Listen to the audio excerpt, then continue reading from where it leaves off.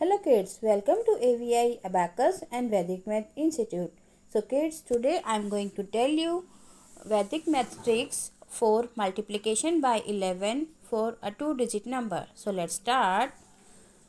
First, we have to write the ones place as it is, that is 7. Then we have to add tens and ones place digit, that is 2 plus 7 equals 9. Then we have to write tens place digit as it is. So here our answer is 297. Next sum. First we have to write ones place digit as it is.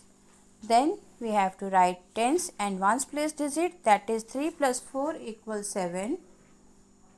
Then we have to write tens place digit as it is. So answer is 374. Next sum.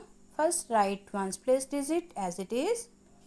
Then we have to add tens and ones place digit, that is 6 plus 8 equals 14. So write 4 here and 1 in the foot. Then we have to write tens place digit as this is and add the foot number here. So this is 7. Hope you got it very well. So these two sums is your homework. Thank you. Bye bye.